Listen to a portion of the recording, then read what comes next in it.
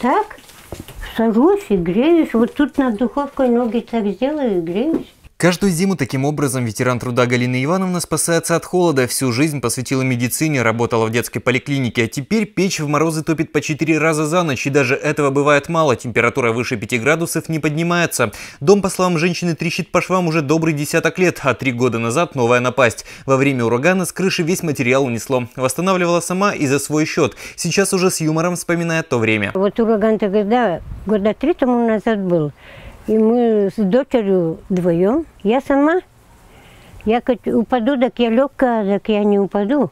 Ну а за помощью к чиновникам обращалась неоднократно, всегда просила помочь жильем, но никаких действий и даже ответа в течение 2 лет так и не последовало. Только в прошлом году приехала комиссия и признала жилье аварийным. Официально рассказать о том, что будет дальше, в администрации Кудымкара отказались, но за кадром все же назвали примерную дату переселения старушки – 2017 год. Галина Ивановна признается, что сейчас для нее единственный вариант ждать, да и с некоторым беспокойством ждет переселения, ведь уже наслышана о том, как живут переселенцы.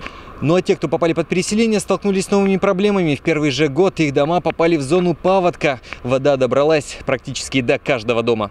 А места под строительство определили работники администрации. Тогда говорили, что проблемы нет. Для большей уверенности установили дренажные системы. Но они себя не оправдали. По словам инвалида первой группы Надежды Хариной, вода дошла до дома, затопила подвал и простояла месяц. Дома все сыро и воздух сырой. В доме вода идет, труба вон чуть-чуть бежит, вызывала, не едут делать. Ну а та же Галина Ивановна в сложившейся ситуации на эту зиму грелки и дрова заготавливает. А если бы сотрудники администрации отреагировали раньше на запрос, то насос бы покупала, чтобы следующей весной воду из погреба нового дома выкачивать. Дмитрий Буланов, Егор Кудымов, Вести Пермь.